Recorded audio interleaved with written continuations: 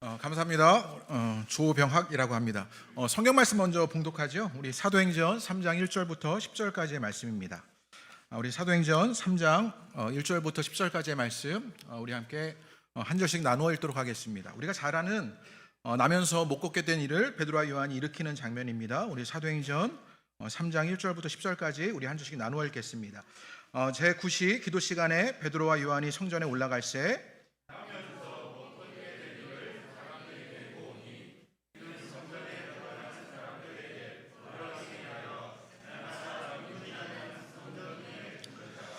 그가 베드로와 요한이 성전에 들어가려 함을 보고 구걸하거늘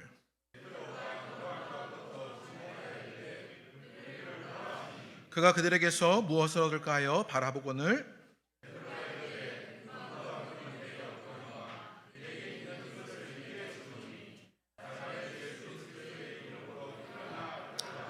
오른손을 잡아 일으키니 발과 발목이 곧 힘을 얻고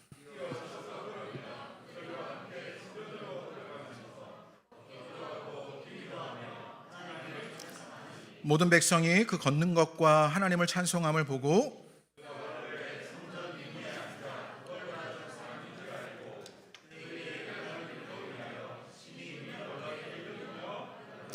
아멘. 네, 반갑습니다. 저는 조병학이라고 합니다.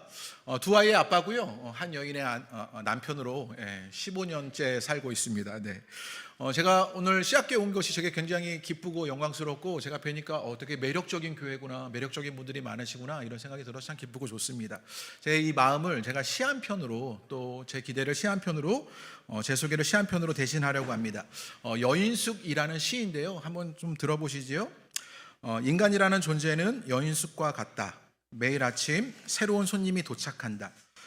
기쁨, 절망, 슬픔, 그리고 약간의 순간적인 깨달음 등이 예기치 않은 방문객처럼 찾아온다.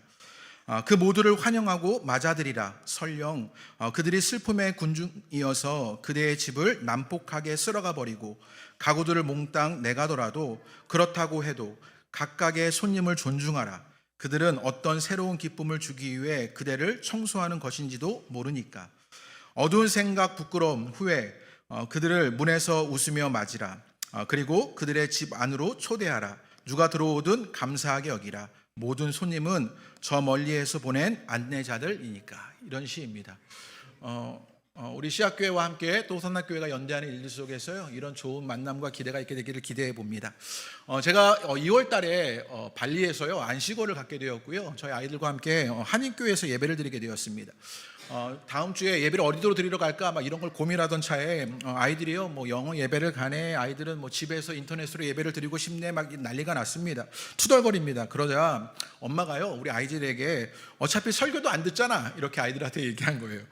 그랬더니 그러면서 한인교회 예배 드릴 때 목사님이 뭐라고 하셨어? 이렇게 얘기하니까요, 그랬더니 저희 아들이 뭐라고 얘기했냐면 사진 찍고 가라고 이렇게 얘기하는 거예요. 저희 아들이 있는데 굉장히 엉뚱한 아들이 있거든요. 그래서 또 우리 딸이 밥 먹고 가라고 이렇게 대답하더라고요. 피식 웃을 수밖에 없었습니다. 사진 찍고 가라는 저희 아들의 말이 틀린 말은 아닙니다. 그런데 틀렸습니다. 알맹이를 물었던 것인데 예배가 무엇이었고 또 말씀에 무엇이 있었느냐라는 것인데 알맹이만 없는 껍질을 대답한 것일지도 모르겠어요. 알맹이를 잃어버린 일들이 우리 삶 가운데 일어나는 것 아닌가 싶은 생각이 듭니다. 제가 만화 카툰 하나를 준비했는데요. 이 만화 카툰이 있는데 이 카툰이요 19세기의 식탁의 모습을 보여주는 그런 이야기예요. 영상에 보이는데요, 19세기의 식탁이 있고 그리고 21세기의 식탁이 있습니다. 19세기 식탁에는요 먹을 것이 별로 없어 보여요. 조촐한 식사입니다. 그런데 감사가 있고요, 하나된 가족의 모습이 있습니다.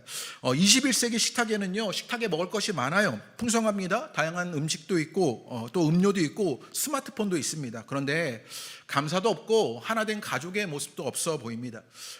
어쩌면 이 식탁의 모습이 알맹이를 잃어버린 우리들의 모습을 보여주는 것 아닌가라는 생각이 들어요. 오늘날 우리들의 모습이 아닐까라는 생각이 들었습니다. 어쩌면 우리도 무엇인가 알맹이를 잃어버리고 사는 건 아닐까? 우리 교회도, 우리가 성도로 살아가는 우리도 그렇게 신앙의 알맹이를 잃어버리고 있는 것은 아닌가? 그래서 우리 신앙은 또 우리 교회는 교양적 수준으로 전락해버렸고 심리적인 위로나 마음의 안정을 주는 진통제나 마취제가 된 것이 아닌가라는 생각을 하게 됩니다. 아무도 그 생명의 복음에 목숨 거는 사람이 없고요. 그 생명의 복음을 믿지 않으니 체면을 차려야 하고 절박하지도 않습니다. 알맹이를 잃어버리고 껍질만 번지르한 일들이 우리 가운데 일어나지 않나라는 생각이 듭니다. 로마의 철학자 세네카는요, 이런 말을 했대요. 어느 항구를 항해해야 할지 모른다면 어떤 바람도 도움이 되지 않는다, 이런 말을 했습니다. 어디로 가야 할지 모르면 그 바람 도움되지 않는다는 것이지요. 알맹이가 없다면 건물도 체제도 예식도 많은 사람도 조직도 어떤 도움이 되지 않는 것 아닐까요? 그러면 우리가 어떻게 알맹이를 찾아갈 수 있을까요? 사도행전에서 나면서 못 걷겠는 일을 일으키는 베드로와 요한의 이야기에서 그것을 좀 찾아가 보려고 합니다. 사도행전에 등장하는 이 제자들의 그 상황들, 그들의 맥락을 좀 살펴볼 필요가 있는데, 이들에게는 당면한 위기가 있었습니다. 예수님의 부재가 그들에겐 위기가 되었던 것이지요. 사도행전에 등장했던 이 제자 공동체는요, 더 이상 예수님이 계시지가 않아요. 예수님은 십자가에 죽으시고 부활하시고 승천하셨습니다. 더 이상 제자들에게 예수님이 계시지 않았던 것이지요. 막막합니다. 믿고 따르고 가르치고 인도하고 함께했던 예수님이요, 더 이상 계시지 않아요. 익숙했던 그 관계가 더 이상은 없습니다. 스승이 계셔야 제자가 있는 것인데 더 이상 따를 스승이 없으니 어쩌면 제자라고 말하기도 어려운 일들이 우리 제자들에게 일어났을런지 모릅니다. 그러니 뿔뿔이 흩어져야 하는 그런 일이 있을런지 모릅니다. 제자 공동체에게 있었던 위기지요. 예수님의 부재로 인한 위기가 있었어요. 때로 우리에게도 일어나는 위기가 아닐까요? 우리도 때로는 부재와 결핍 속에서 겪게 되는 위기가 있습니다. 익숙했던 것들이 변해져 가면서 일어나는 위기들을 겪습니다. 요즘 우리네 삶이 그런 것 같아요. 코로나를 지나오고 나니까 코로나가 좀 지나오면 좀 괜찮아지려나? 이런 기대가 있었는데요. 고물가, 고금리를 살아가게 되고요. 당장에 우리가 마스크를 쓰고 살아가는 이 모습도 3년 전에 우리들의 모습과는 완전히 다른 모습이 되었고요. 정치라든지 국제 정세라든지 모든 것이 달라져 버렸습니다. 익숙했던 것이 달라지고요. 이제는요, 챗 GPT, AI의 시대라고 말하는 그런 시대가 되었습니다. 익숙한 모든 것들이 달라져 버리는 위기를 겪는 게 우리들의 모습이 아닐까요? 그런데 우리가 기억해야 할 것이 있는데, 위기가 만들어내는 성숙이 있습니다. 때로는 그 위기가 우리를 달라지게 한답니다. 장동선이라는 뇌과학자가 한 프로그램에서 이런 이야기를 하는 것을 제가 들었어요. 생물학에 아주 흥미로운 게 있는데 그게 뭐냐면 각각류들이랍니다. 개나 새우나 가재 같은 그런 각각류들이요. 인간은 척추동물이니까 그래서 밖은 말랑말랑하고 그 속에 뼈가 있잖아요. 그런데 각각류는요, 뼈가 없습니다. 밖이 단단한 것이요. 그래서 껍질로 되어 있는 이 각각류들이요. 그렇게 각각류들이 그러면 어떻게 크냐고요? 이 각각류들은 어떻게 성장하게 되냐고요? 밖이 꽉 막혀 있는데 어떻게 성장할까요? 혹시 아셔요? 생물 시간에 이 각각류들은 어떻게 하냐면 허물을 벗지요. 탈피를 하면서 성장하게 됩니다. 허물을 벗고 나오는데 아무리 힘센 왕가재도요, 자기 허물을 벗을 순간에는요, 말랑말랑해지게 되는 것이죠. 그래서 누군가에게 잡아먹힐 수도 있고 가장 상처받기 쉽고 약해지는 그런 순간입니다. 그런데 이 뇌과학자가 그 순간이 참 재밌다고 생각되었답니다. 그게 무엇이냐면 내가 성장하는 순간은 오직 내가 가장 약해질 때가 아니냐, 그런 생각을 하게 된 것입니다. 그러면서 내가 성장하는 순간은 오직 내가 약해질 때이고 상처받는 그 약해지는 그 순간에 우리가 성장할 것 아닌가? 인간도 비슷하지 않을까라는 생각을 했답니다. 내가 성장하는 순간 당장이라도 잡혀먹을 것 같고 내가 약해지는 그때에 우리가 자라날 수 있는 것 아닌가? 감동적으로 읽은 책에서 이런 말이 있더라고요. 넘어진 자리는 질문하는 자리고 발견하는 자리다, 이런 말이 있었습니다. 우리가 때로 넘어질 수가 있어요. 그때가 우리가 질문하는 때이고 그제서야 우리가 무엇인가를 발견할 수 있게 되는 것이에요. 이게 제자들에게 일어났던 일입니다. 예수님이 계시지 않는 부재를 겪어요. 그들에게 결핍이 생겼어요. 이것이 위기가 되었어요. 그러자 이들에게 성장되어지는 일이 있었습니다. 발견되는 일이 있었지요. 그렇다면 제자들에게 어떤 성장과 발견이 있었냐? 오늘 본문의 이야기로 그것을 좀 나눠보려고 합니다. 우리가 잘 아는 오늘 본문의 말씀인데요, 베드로와 요한이 기도하러 성전에 갔다가 성전 미문에 앉아서 구걸하면서 나면서 못 걷게 된 일을 만나게 됩니다. 그리고 이렇게 말했습니다. 우리 6절 말씀 한번 다 같이 한번 읽어볼까요? 우리 6절 한번 말씀 읽겠습니다. 시작. 베드로가 이르되 은과 금은 내게 없거니와 내게 있는 이것을 내게 주노니 나사렛 예수 그리스도의 이름으로 일어나 걸으라 하고 라고 말합니다. 여기서 제자들의 성장을 발견할 수 있고요, 달라진 모습을 발견하게 됩니다. 우리는 흔히 요 6절의 말씀 속에서 나사렛 예수 그리스도의 이름으로 일어나 걸으라, 여기에 집중하게 되거든요. 그런데 제가 말씀을 가만히 묵상해 보니까 제게 새롭게 발견되는 지점이 있었어요. 그게 뭐냐면 그냥 나사렛 예수의 이름으로 일어나 걸으라 하면 될 것이잖아요. 베드로와 요한이 그냥 나사렛 예수의 이름으로 일어나 걸으라 하면 될 것인데, 굳이 은과 금은 내게 없거니와를 말하면서 나사렛 예수의 이름으로 일어나 걸으라 하고 있는 것이지요. 이게 꼭 뭐가 같냐면요, 학생들이요, 나는 공부는 못하는데 이건 알아, 뭐 이러는 것 같은 거예요. 혹은 아빠가요, 내가 돈은 많이 못 벌지만 이건 사줄 수 있어, 이런 걸 요즘에 우리 청년들이 뭐라고 말하면 TMI다. 너무 정보가 넘쳐나는 거지요. 그냥 나사렛 예수 그리스도의 이름으로 일어나 걸어라 하면 될 것을 왜 은과 금은 내게 없거냐, 이런 구차한 얘기를 뭐하러 하냔 말이에요. 그런데 성경에 이렇게 기록하고 있는 것, 의미 있는 이야기구나라는 것을 제가 발견하게 되었습니다. 은과 금은 내게 없거니와, 이렇게 생각되는 것입니다. 여러분에게 질문 하나를 해보고 싶은데요, 여러분 위기를 여러분은 어떻게 견디십니까? 여러분에게 부재와 결핍으로 일어난 위기가 있다면 그 위기들을 여러분은 어떻게 넘어가고 계셔요? 뭐니 해도 머니가 있어야 하는 것 아닙니까? 은과 금이 내게 있어야 하는 것 아니냐고요. 이게 우리의 정직한 모습이 아닙니까? 돈입니다. 우리는 돈으로 얻을 수 있는 안전, 평화, 미래가 있다고 믿습니다. 여러분 노후를 무엇으로 준비하려고 하십니까? 대부분은요, 연금, 보험 뭐 이런 걸 들게 되죠. 결국 돈입니다. 우리는 위기를 무엇으로 넘어서려고 하냐면 어쩌면 돈으로 그 위기를 넘어서려고 하는지 모르겠습니다. 좀 정직해 보면 좋겠는데요, 여러분 예수님을 믿으십니까? 돈을 믿으십니까? 네, 우리 시작교회 분들은 다들 훌륭하셔서요, 예수님을 믿으시지요. 정직하게 제가 좀 생각해 보니까 실은 돈을 가져다 줄 예수님을 믿는 거 아닐까? 네, 그런 생각이 들었습니다. 오늘 사도행전은요, 그런 우리들의 모습을 꿰뚫어 보고 있는 것이지요. 여러분, 돈에 관해서 여러분은 어떻게 생각하십니까? 우리는 나름 신앙생활을 오래 해왔고요, 믿음의 길을 가고 있는 사람들이니까, 또 교양적인 신앙을 갖고 있는 사람들이니까 돈은 그저 돈일 뿐이다 여길지 모릅니다. 잘 사용하기만 하면 좋은데 잘못 사용하는 게 문제다, 이렇게 생각할지 모릅니다. 그래서 돈을요, 가치 중립적이라고 말하면서 잘 다루면 되는 것이라고 이해하지요. 그런데 이론은 맞을지 몰라도 어쩌면 이런 생각은 순진한 생각일런지 모릅니다. 제가 딱 그랬어요. 돈 자체는 좋은 속성과 나쁜 속성, 그런데 그 안에 무엇이 있냐? 유혹적인 속성이 있다는 것을 우리가 기억해야 합니다.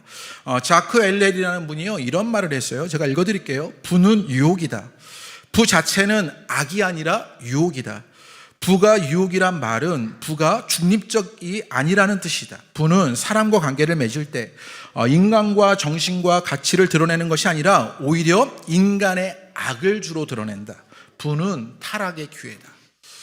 은과 금은 내게 없거니와 말했던 이 의미에서, 이 자크헬렐의 말에서 어쩌면 우리에게 있었던 그 약점들을, 우리 속내들을 뜨끔하게 들켜버린 것만 같습니다. 제가 아주 존경하는 목사님이 계셔요. 송명수 목사님이십니다.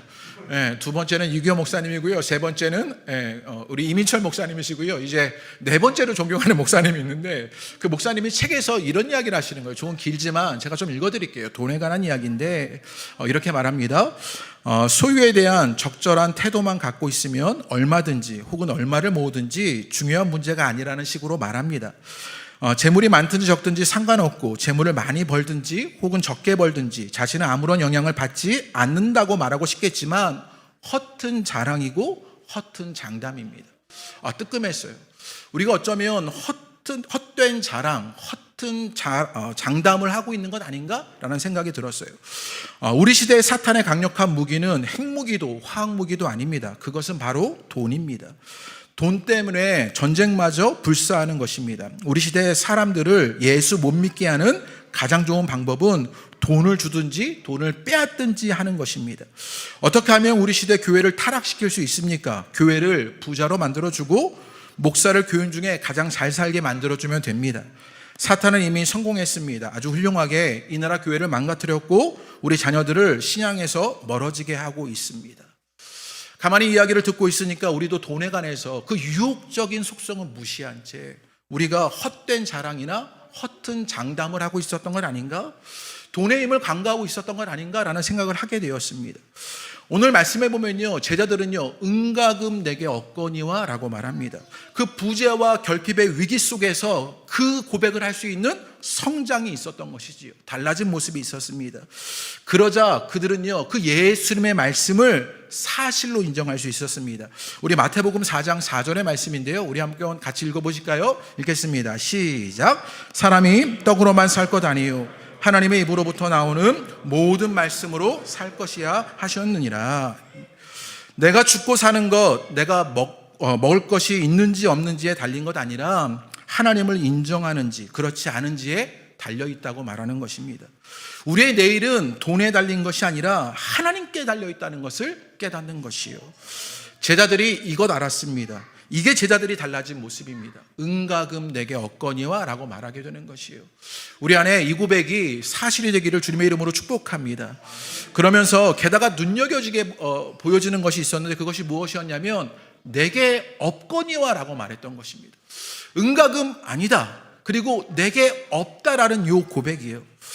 만약 여러분이 베드로와 요한이었어요. 그래서 교회를 막 오시는데 교회 앞에 성전 앞에 나면서 못 걷게 되니까 구걸하고 있어요. 그럼 여러분은 어떻게 하셨겠어요? 여러분 어떻게 하셨겠습니까? 나름 교양 있는 신앙 있는 우리는요, 있는 것을 좀 나눠주거나 또 권사님들 막 먹을 거 챙겨주시고요, 얼마나 따뜻한 마음으로 돌봐 주시겠습니까? 입히고 재우고. 저 같으면요, NGO 단체에 연결하고 동사무소 복지 담당자하고 연결시켜주고요. 그래서 기초생활수급자로 그렇게 만들어드리고요. 우리는 끊임없이 무엇인가를 하려고 하지요. 그러면서 내게 없다라는 사실을 인정하지 못할런지 모르겠습니다. 프랑스의 사상가 시몬 베유가 이런 말을 했습니다. 하나님의 은총을 설명하면서 이런 말을 했는데요. 가진 힘을 모두 사용하지 않는 것, 빈자리를 견디는 것, 이게 하나님의 은총이다 이렇게 말했습니다. 가진 힘을 모두 사용하지 않고 우리의 빈자리를 견뎌내라 라고 말하는 것이지요. 저희 교회가 이제 올해부터 전세대 예배, 우리 씨앗교회는 이미 전세대 예배를 드리고 있는데 전세대 예배를 드리면서요, 예배를 디자인하면서 어떤 시간이 있으면 좋을까라고 했는데요, 침묵의 시간이 있으면 좋겠다. 그래서 제목은 그렇게 줬어요. 침묵과 공명 이렇게 해서요, 잠깐 동안 1분 30초 동안 침묵하는 시간을 가졌어요. 그런데 그 중에서 제일 어려워하는 사람이 누구냐면 저예요. 저. 네, 이렇게 말을 빨리 떠드는 사람인데요, 침묵을 하려니까 얼마나 어렵겠어요. 그 빈자리를 견뎌내는 것, 내가 할 수 없다는 것을 고백하는 걸 어쩌면 우리는 가장 어려워하는구나. 끊임없이 그 빈자리를 채워내려고 하는 것이 우리들의 모습이구나 라는 생각을 하게 되었습니다. 우리는 위기가 만나게 되었을 때, 우리 안에 어떤 부재와 결핍이 깨졌을 때 우리는요, 나는 모태신앙이야, 나는 목회 이만큼 해왔어, 나는 이런 사역했어, 나는 이런 어려움도 견뎠어 라고 말하면서 빈자리를 채워내려고만 하는 것이지요. 이재현 목사님이라는 분이 계신데요, 이분이 이런 말을 해요. 이 말이 굉장히 제게 와닿는데 제가 읽어드리지요.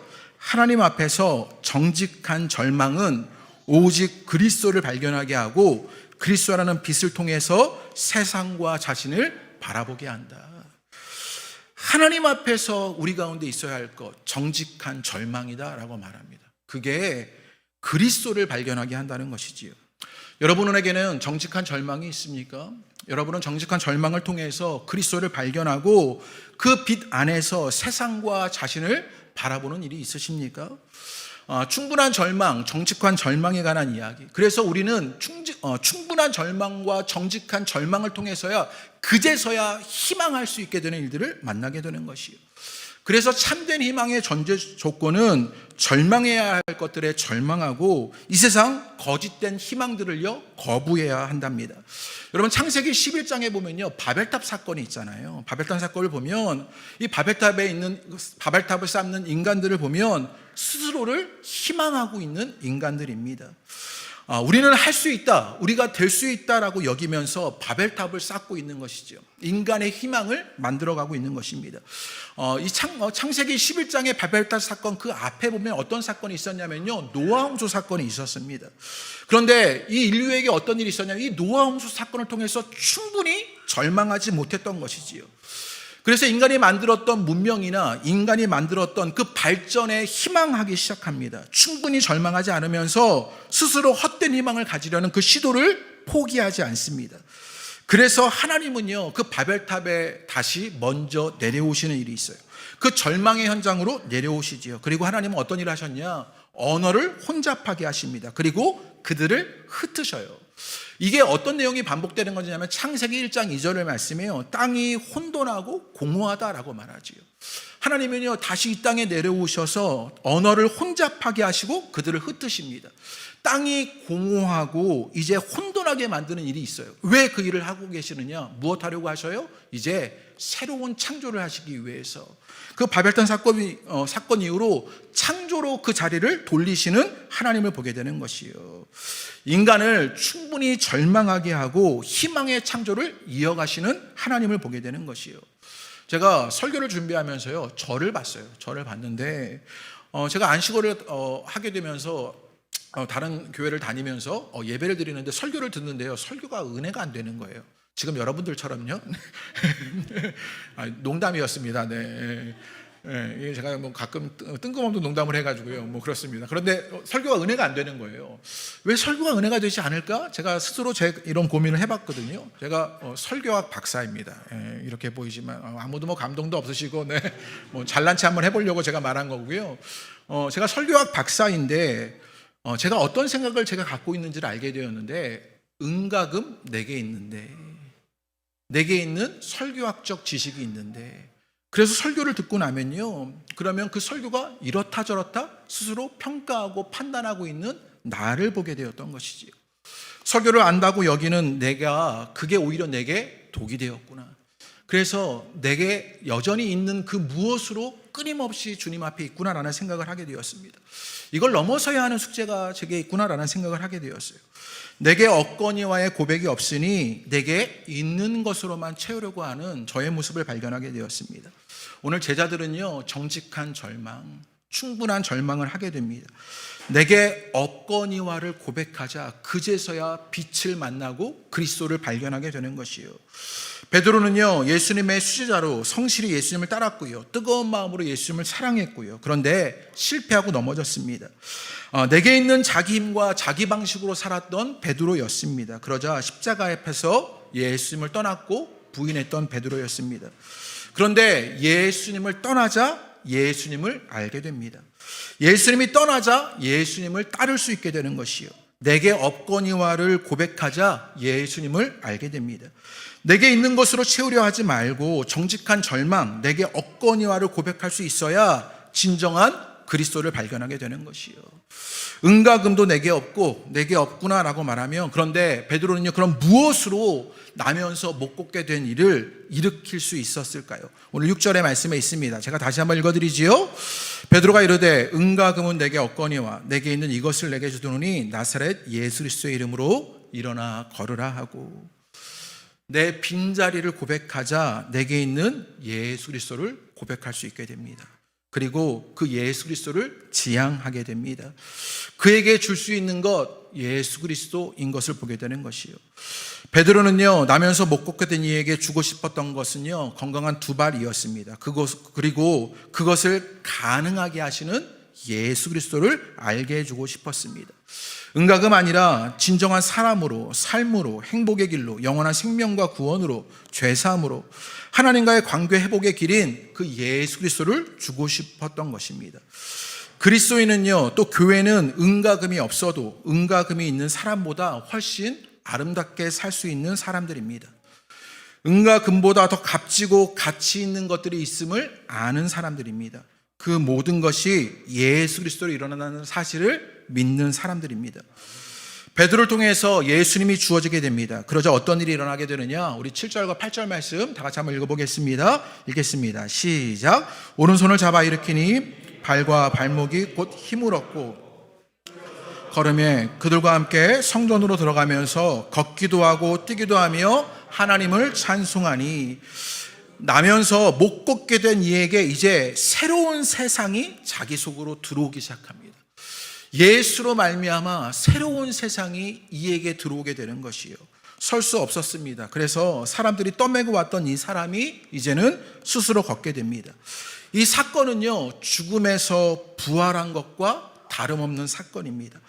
여기서 서다라는 말이 등장해요. 그래서 8절에 뛰어 서서 걸으며 라고 말할 때 서다가 등장하는데 이걸요 헬라어로 히스테미라고 말합니다. 사도행전에서 예수님의 부활을 가리키는 단어로 자주 쓰이는 그런 단어입니다. 예수님이 죽은 가운데서 부활하셔서 다시 일어난 것처럼 이 장애인도 일어나게 된 것이지요. 결국 광야의 길이 난 것이고 사막의 강을 만든 것입니다. 죽은 것이나 다름없던 인생이 살아나는 것이요, 그야말로 새 창조가 일어났다. 그렇게 누가가 사도행전을 통해서 우리에게 알려주는 것입니다. 그 어떤 의술도 아니고 은과 금도 아니고 세상의 힘도 아니고 오직 나사렛 예수 그리스도의 이름이 그 창조를 이루어내게 되는 것이요, 오늘 우리에게 이 예수 그리스도를 지향하는 일들이 있게 되기를 주님의 이름으로 축복합니다. 그것으로 우리에게 새 창조가 일어나기를 기대해 봅니다. 오늘 세월호 구주기가 되는 그런 날인데요, 이 땅의 모든 아픔들, 어려움들이 이 땅에 지금도 여전히 있는 것을 보게 됩니다. 그런데 우리가 어떻게 그 아픔들을 싸맬 수 있을까요? 그 모든 슬픔들을 어떻게 다 품어낼 수 있을까요? 우리가 예수 그리스도를 지향하는 것입니다. 그러자 그 모든 것에 새로운 창조가 일어나게 되는 것이요, 말씀을 마치려고 합니다. 결핍과 부재가 그 때로는 그 위기가 우리를 달라지게 합니다. 우리의 내일이 돈에 달린 것이 아니라 하나님께 달려있다는 사실을 인정하는 그 제자들의 모습을 봅니다. 내게 없거니와를 말하면서 정직한 절망에서 그리스도를 발견합니다. 그리고 그 예수 그리스도를 지향하니 새로운 창조를 만납니다. 우리 모두가 예수 그리스도를 지향함으로 그 새로운 창조를 누리시게 되기를 주님의 이름으로 축복합니다. 제가 기도하겠습니다. 하나님 은혜를 감사합니다. 때로 우리가 살아가는 우리의 삶에서도, 우리의 신앙의 길에서도, 우리의 교회에서도 우리는 부재하고 결핍하며 그 속에서 위기를 만나게 됩니다. 그 위기가 우리를 흔들거리게 만들고 때로는 다른 것을 기대하게 만들고 내 힘으로 무엇인가를 하려고 애쓰려고만 합니다. 그런데 주님, 그때 이 베드로의 고백을 우리가 귀담아 듣게 하여 주옵소서. 은과 금 내게 없거니와. 주님, 돈으로 되는 것 아닙니다. 세상의 힘으로 되는 것 아닙니다. 사람으로 되는 것 아닙니다. 또 내 힘으로 되는 것 아닙니다. 예수 그리스도를 지향하는 것입니다. 주님, 그 예수 그리스도를 지향하게 되었을 때 우리 가운데 새 창조가 일어나게 되는 것을 보게 하여 주옵소서. 죽었던 모든 것들이 일어나 서게 되는 것 보게 되기를 기대합니다. 우리의 죽었던 신앙도, 우리의 삶도, 우리의 양심도 다시 한번 일어나 서게 되기를 원합니다. 그의 역사가 예수 그리스도를 지향하며 우리 가운데 일어나게 되는 것 보게 하여 주옵소서. 우리가 연대하며 나아가지만 우리가 지향하는 것은 예수 그리스도의 진리입니다. 진리를 쫓아가는 교회가 아니라, 진리를 쫓아가는 성도가 아니라 진리를 쫓아 예수를 찾아 나아가게 하여 주옵소서. 그것으로 말미암아 그 이름으로, 그 이름의 권능으로 새 창조가 우리 가운데 넘쳐나게 하여 주옵소서. 예수님의 이름으로 기도합니다. 아멘.